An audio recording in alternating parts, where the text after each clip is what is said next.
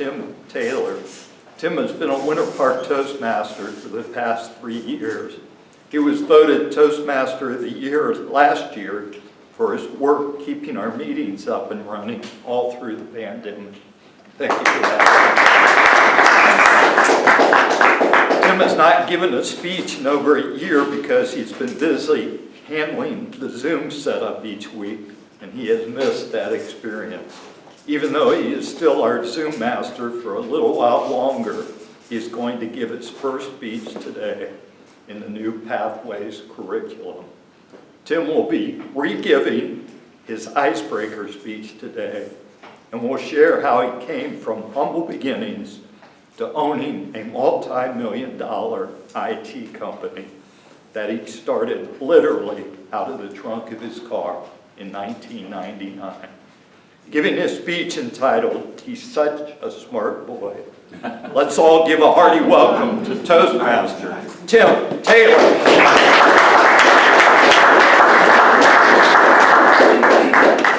Good morning, Toastmasters. Good morning. Good morning, man. Good morning. Let me tell you a story about a smart young boy. I grew up very humble beginnings, a real rough and tumble family in Memphis, Tennessee. My father grew up on a dirt farm in Mississippi with 8 kids, and his father was a carpenter, and he was gone a lot of the time. Back then, transportation wasn't so good. If you worked as a carpenter on a job, even if it was 40 miles from home, you spent the night, you spent the whole week at that job. You just came home on the weekends. And my father was left in charge of all his brothers and sisters at like 12 years old, running a farm. He said he would be a hellion all week, and then he knew his father was going to come home that weekend, so he started being really nice to his mother the last couple of days before his father came back, so she wouldn't tell him all the things that he did. He said sometimes she told and sometimes she didn't. But my father, when he got in high school, he realized he was a good football player. He loved football, and his favorite thing about football was it got him off the farm. All his teammates would be out there playing, and they'd be wheezing and dying, and he goes, "I can't believe you guys. This is so much easier than farm work. So much easier." But he loved football because that's what happened. He was so good, he actually got a scholarship to the University of Memphis. Both my parents went there, all their sons went there, and all of our wives went there. We could name a wing out there with all the tuition money I paid at the University of Memphis. But before he came to Memphis, he actually played football at a junior college in Mississippi. And for the rest of his life, he talked about how tough this coach was that he had in his junior college. He literally modeled his life after this guy. So he was really, really tough on us. He would tell stories of this coach that you just couldn't believe. You wouldn't believe him. One day he made him practice in a lake. I mean, things like that. This coach was so tough. And then one day in 1984, my dad came up to me and he gave me a cover of Sports Illustrated magazine. And the title was "The Toughest Coach There Ever Was." And that was his coach. You can see the helmet there is skull and crossbones on the helmet. The coach's wife used to paint them on the helmets. And this is the longest article ever written in Sports Illustrated magazine. And it's all about the coach that he had when he was at junior college. And it was just a junior college. They never won a national championship or anything. But if you love sports, it'd be a great thing to read. There's actually a documentary on Netflix called Last Chance University, and it's about that school. A lot of players get kicked out of other schools and they end up there. They're trying to make it to the NFL.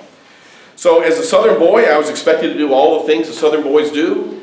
I drove hot cars, went deer hunting, dated a lot of girls. But remember, he's such a smart boy.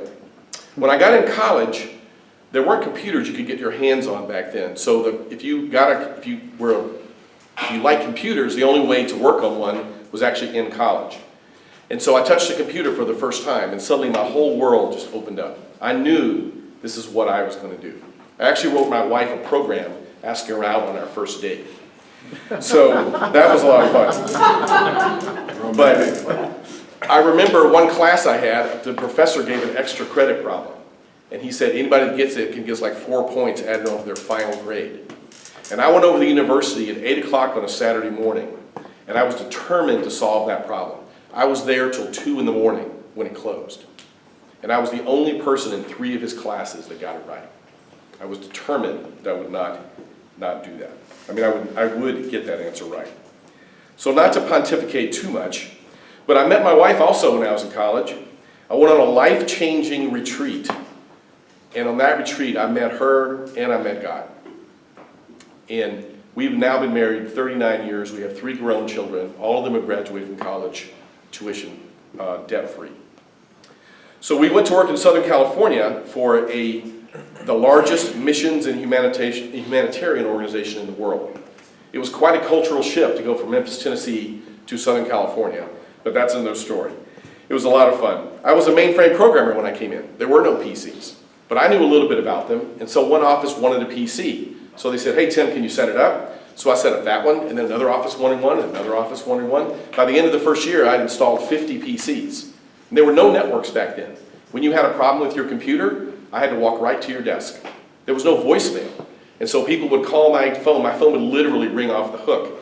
And my friends would answer it, and they'd write up one of those little pink message notes, and they'd pin it to the wall behind my desk. And I'd come back, and it would just be covered in notes. So I would just take the next one and go help the next person. By the end of the second year I was there, I'd installed 150 PCs. And within 13 years I worked for that organization, I installed over 2,000 PCs and servers. So IT was definitely in my blood. And when we left that organization in 1999, I said, you know what? I've always worked for other people, and I'm going to start my own company. I was 40 years old. I had 3 kids. I had a mortgage. I had 2 car payments, and I had $500 in the bank. I said, by God, I'm going to start my own IT company or die trying. And in that process, whenever I didn't know how to do something in my life, I always looked for a book. How do you do this? And there was no book out there about how to start and run a successful IT company. So a few years later, I said, that's enough of that. So I just sat down and I wrote it myself, how to start and run a successful IT company. This is on Amazon. That's the actual car that I started out of the trunk of in 1999 by myself. And I sell them all over the world, and I actually started a consulting practice on the side, helping other people start their own IT companies. So I really enjoy doing that. And lastly, let me tell you about a story, something that happened to me a few years ago. In 2002, I was invited to go on a missions trip to Africa. Never been, and I took my 2 sons with me. They were 11 and 13 at the time. They were the youngest kids on the trip. And on that trip, I met a young man. He was one of our translators. And he lived in a mud hut by a river, no indoor plumbing, no electricity. And he said, I really want to go to seminary. The problem is the only seminary in the country was 500 miles away. And when I was leaving the country, I said, I'll help you if I can. And when I got back to the United States, one day I got an email from the school that he wanted to go to. And they said he was at the gate. He had walked and hitchhiked 500 miles to get there.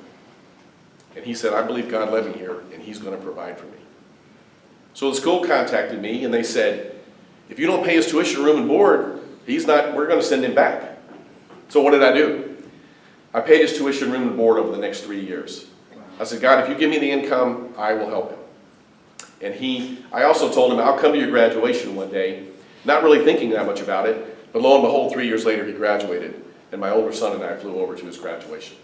Today he's an itinerant preacher, and he travels around the northern part of the country of Namibia, which is down near South Africa, and he wants to start a seminary there. So we decided to do that. We're going to start a seminary near his village, because there isn't one in that part of the country. So since I'm such a smart boy, I want to make a difference in this world. Thank you very much.